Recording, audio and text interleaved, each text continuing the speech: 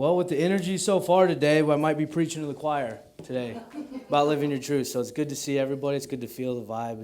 It's awesome.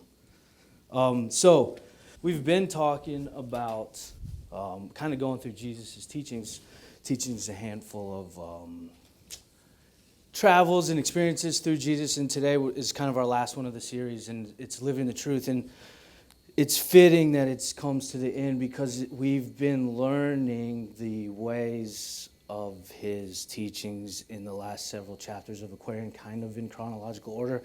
And now living your truth is that let's go step out and be, right? And let's go step out and be. So I think it's cool and fitting for the service. So I wanted to kind of lay the groundwork a little bit about living your truth and kind of your truth versus your reality. So we walk around, and I want to differentiate the two so that we can kind of be clear moving forward. Reality is very much, to me, a mental thing. Your reality is a perception of your outer experiences, your job, your relationships, your things. And your reality is one of those things that we often act as it is truth. And we equate the two, and I don't think they are equals. The reality is very much, and if you think with me, I kept seeing this, the reality is up here, and your truth is here. And the reality will change, and it will change very rapidly, and it will change by a lot of circumstances that are created outside of yourself. Your truth, although it may change, but it's always going to spawn from your heart. It's always going to come from the divine, and it's always going to come from the inner Christ that you own and possess, right?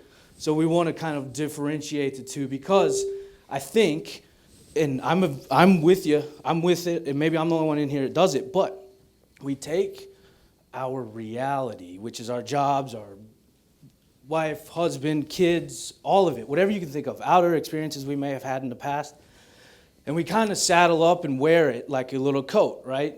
And it's got sleeve of job, sleeve of relationship. Think about that, and it's the vibration of those things that are produced from the outer start to seep into our inner and color our truth. We're allowing our reality to color our truth. It doesn't become our truth, but it does start to color. Does anybody have or possess a hardened heart because of a traumatic experience? Right? That is your reality coloring your truth. Right?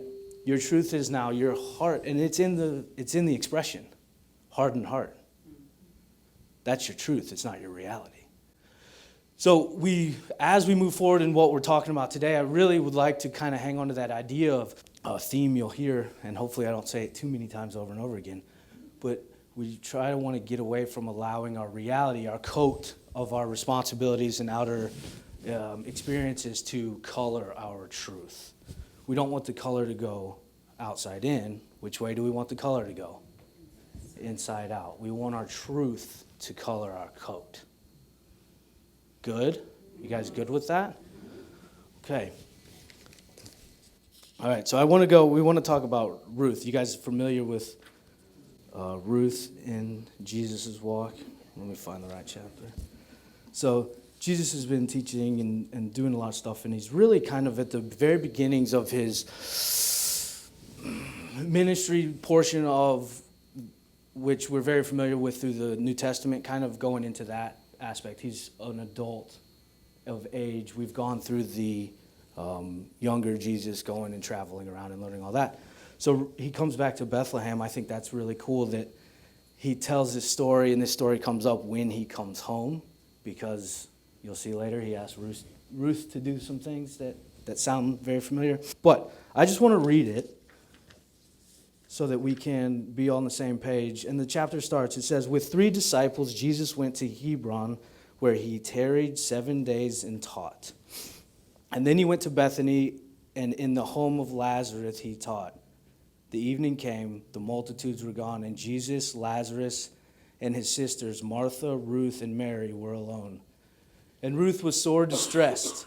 Her home was down in Jericho. Her husband was the keeper of an inn. His name was Asher ben. Now Asher was a Pharisee of the strictest mien and thought, and he regarded Jesus with disdain. So different thought basis, different religion, different theology, correct? And he regarded Jesus with disdain. And at this point, we know that Ruth is following Jesus, right? Ruth has been I'm going to say it. Ruth is a disciple of Jesus. She is not a quote-unquote recognized disciple, but she is a follower and teacher and all of that of the same principles. So in the energy level, I put her there. I put all the ladies there. I think the ladies are cool. They are so cool. They teach us some of the best chapters in this book are with the ladies driving it. So I do want to say that. And I want to say, and then she goes, so he looks at what Jesus was saying, and then when he said, when his wife confessed her faith in Christ, he drove her from his home. But Ruth resisted not. She said, if Jesus is the Christ, he knows the way, and I'm sure he is the Christ. My husband, and this is where it gets fun, my husband may become enraged and may slay my human form. He cannot kill the soul, and in many mansions of my fatherland I have a dwelling place. And Ruth told Jesus all, and then she said, what shall I do? And Jesus said, your husband is not willingly at fault. He is devout. He prays to God, our Father God. His zeal for his religion is intense, and he is sincere. But it has driven him insane, and he believes it right to keep his home unsullied by the heresy of Christ. You hear that, right? He thinks and feels and does what he believes to be true, and Jesus recognizes that. He feels assured that he has done the will of God in driving you away. Intolerance is ignorance matured. The light will come to him someday, and then he will repay for his heartaches, griefs, and tears.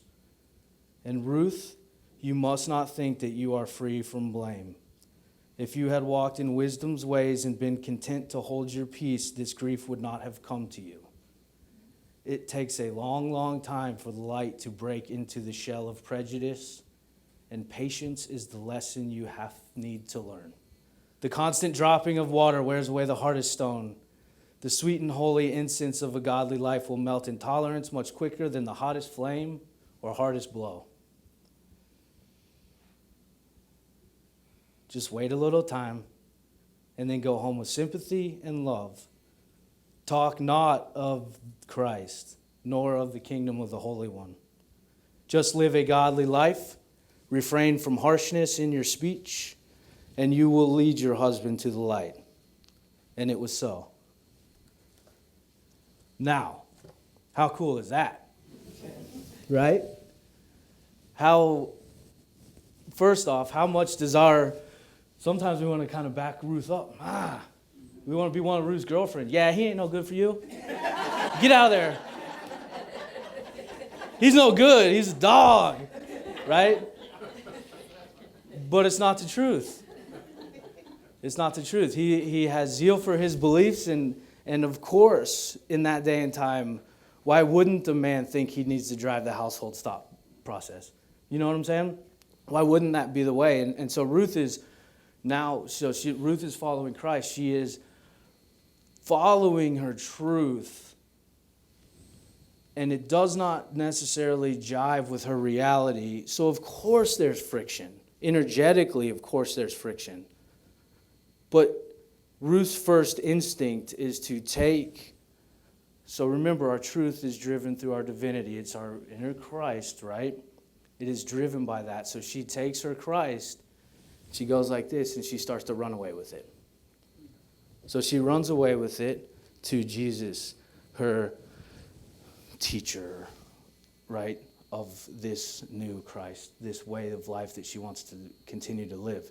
But by doing so, is she living the teachings of Jesus?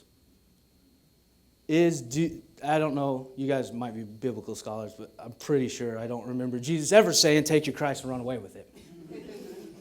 I don't remember Jesus ever saying, take your Christ and squeeze it to death and don't let anybody have it. Don't remember Jesus ever saying, take your Christ and protect it. Right? So these are ideas that Ruth was doing because of the friction and the reality of the situation coloring her truth. Because it really is, because if her truth is to follow the Christ would have been to stand there and beacon out love and know that everything will be all right, because that's what Jesus says. But the coolest part, the part I like the most, the part that makes the most sense to me, is that Jesus asks her to go back. He doesn't say, all right, hang out with me, poor baby, you'll be fine. I'll take you. And how often would be the advice we would give any one of our friends or families or anything, right? Oh, somebody hurt your feelings, come here. You don't have to go back if you don't want to. Jesus says you have to go back.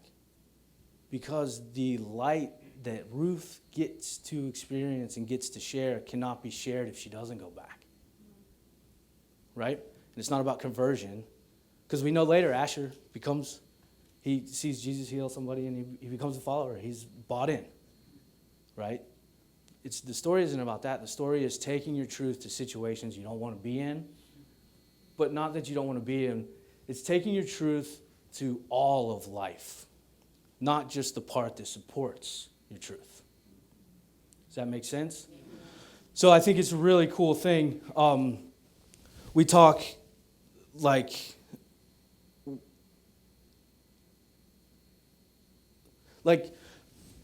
we have some of these times in our life where our truth is expanded. And this is even, you can even kind of look at this we can look at this as these three people. We can look at it internally. And we have these aha moments where we get this divine guidance to maybe do something that would totally support the inner Christ of our being and our divinity expressed on this earth through our experiences. And our other side of the brain goes, that's stupid. That's dumb. Everybody's going to make fun of you. You're not going to be accepted. And we become, inside of our body, we become all three. We become Ruth, trying to hurt, offended, whatever, taking our ball and going home. And we become Asher, judging. And as long as when we do that, we can look back to the Christ inside. Sometimes we do need a minute to sleep on it. And that is Ruth, not letting go of her truth, but taking it back and sitting on it and being it and sleeping on it. So you see how this can be an internal struggle we have all the time as well, right? So it's a really cool story. A lot of things in there. We could go all day about Ruth and Asher and judgment and forgiveness and the whole deal. But the point of this story is your reality is your reality. Asher is a part of Ruth's coat. When she runs away to Jesus and gets mad, and in that process, her coat is coloring her truth. Her coat is coloring her truth. Jesus says, go back in to the situation and live your truth. Just live a godly life. Refrain from harshness in your speech, and you will lead your husband to the light. Go home with sympathy and love. Talk not of the Christ or what does he say? Or the kingdom of the Holy One. Talk not. What do you think our first thing would be? Go home and convince him. No, it's live. And so the point of this is live your truth, right? And we say we do that, but how often do we really run away with our truth, right? Or protect our truth, or shade our truth from the world because we think it may not be accepted? That's, again, we're allowing our reality to color our heart. So Jesus says go live. And why does Jesus say go live? Why does Jesus say go be love and don't bring it up and don't argue it and don't do those things? Because, and I truly believe this, the Christ, the divine spark within every single one of us cannot be told. It cannot be told. It cannot be weaponized. It cannot be hidden in order for others to be in it, right? It has to be lived.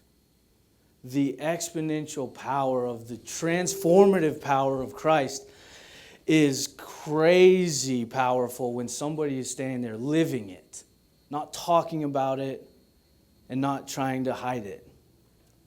Think about a candle, right? I always go to candle because it's a light. It's your candle inside. Think about a candle. You can light it, but if you're here protecting it from the wind, how much light shines? Right? Not very much. And definitely my brother can't see it because I'm covering it. I'm protecting it from the wind. I take my candle, I light it, and I walk into a dark room by myself. How much light is actually shining? I don't know. You're by yourself. Why don't you tell me? So it's that idea of living your light, which is the next thing. So, like, how do you live your light? And to me, we come into this idea of, I always go kind of, we say live your light, and we say just be. And that's to me, a very Eastern, kind of got Buddhist vibes. I imagine a temple with monks chanting and just being. To me, that is awesome, and that is awesome for them on their path. But to me, living is a combination. We get our guidance to go do, right? But while we are doing, what are we being? We can do actions all day. We can do crazy things and be vengeful. We can do crazy things and be creative. We can do crazy things and be passionate. We can do crazy things and be violent. Do you see? Living is a combination of both, doing and being. Being never stops. Being is always. Being is that noise inside that vibrates through your actions, through your traffic behaviors, through your ability to smile and wave at somebody coming down the street without the manifestations of trying to create something. But we are creative, so we have to incorporate both. Living your truth is not about manifesting or accomplishment. Living your truth is about spiritual health and harmony. Living your truth is creating and it's so hard for me to even put words to it because it is something that's so powerful and can be so crazy good for us. It is a state of life where we are participating with love and the Christ and our reality. Our code is being colored by our heart. Our coat doesn't have to be taken off and thrown on the ground and stomped out. You know, you don't have to change your job if you hate it. Change your truth and your job will change. I bet that hate goes away. The task is a task. So I really like that combination. Guidance, you get your guidance, you go do. The Christ within allows you to be. Meld those together, and that's living. Accomplishment, manifestation, great, awesome. And it is a portion. But true life has to be in it. And it's how you're doing it. You can go make a ton of money by robbing people, and you can go make a ton of money by being helpful to everybody you see. That's the life part. That's the living part. And that's what Jesus asked Ruth to do. She asked her. He asked her. He says, Ruth, go back in. Don't say anything, just live. Live with love and sympathy, and the water from the drops will break the heart of stone. Go in and recreate your reality. Go in and allow your inner to color your outer.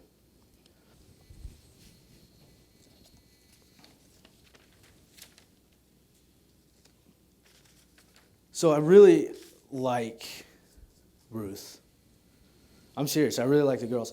If you guys, early like 7 and 8, they're teaching Jesus and John the Baptist are really young in the aquarium, and they're teaching the moms, because if you want to educate the next generation, you educate the women.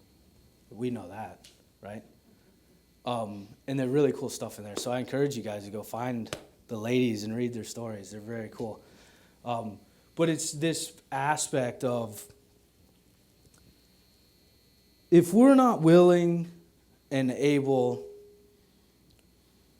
to be Ruth and to go back into, with our Christ shining, situations that we may not like or agree with, or maybe there's tensions, then we really need to look at ourselves and our willingness to live. Separating ourselves from the world is not the way. If that were the case, we'd be born one by one. And one would die and the next would be born. So we are here together, and I think if we really find the opportunities to allow our guidance and our Christ to combine in our life, we can be Jesus. We can be that stability that allows ourselves, that allows our Ruth inside to go back in. Not with trepidation, but with honest confidence that just us living our truth is here. Can color any of the situations we find ourselves in and color any of the reality we see. You with me? Okay, let's go within. Let's take a breath. Really take a breath. Your first breath, just kind of get comfortable. In the second breath, we're going to set our intentions, just raise our frequency, our energy one level higher than we are right now. Just one. So we're going to take it in. Let it fill ourselves, fill your lungs, fill your body, and raise you up. And exhale.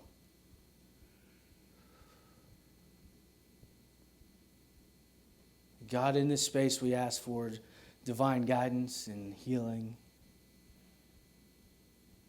And I want you to look at your shoulders and look at your chest and your back and look at your coat. I want you to look at your coat, and I want you to really take a minute to look at the colors. And where are the colors at? Where they're at on your coat and what the colors are.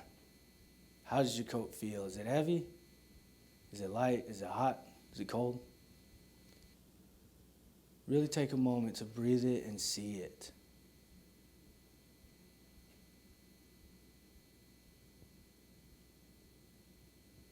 And we're going to take one more breath, but before we do, we're going to consciously ask God, our divinity, to charge this breath. And as we inhale it, we're going to inhale it into our heart.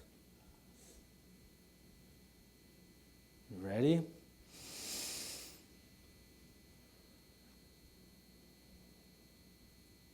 And as we exhale, I want you to see your heart filling your body and coloring your coat with that breath. With that breath of divinity.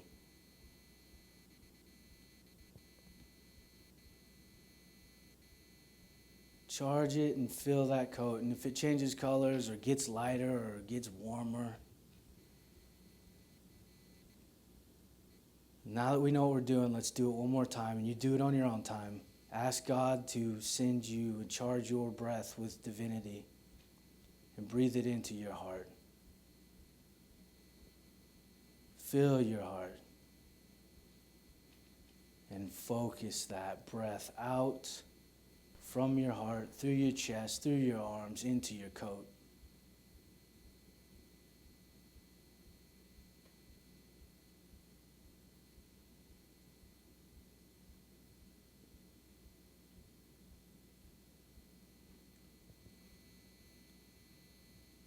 And just be here. See your coat.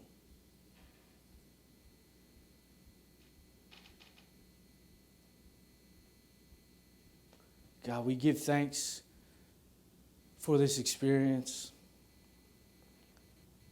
From our hearts, we truly, truly know that we are blessed to have this experience together and have our ability to charge our reality from inside. And we take this new coat into our new reality. And we look forward to being Ruth.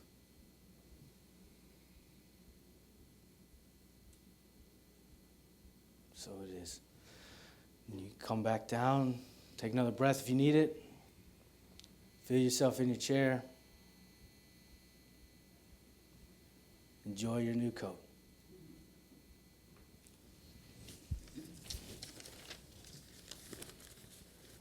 One last side note. It is great to see you guys here. It is awesome. The energy in here is so cool. When you guys come to church and when we all get together, it is a really cool experience, and it charges and it helps, and it is 100% what I'm talking about today. And it helps the person sitting right next to you more than you could ever know. So thank you. Thank you.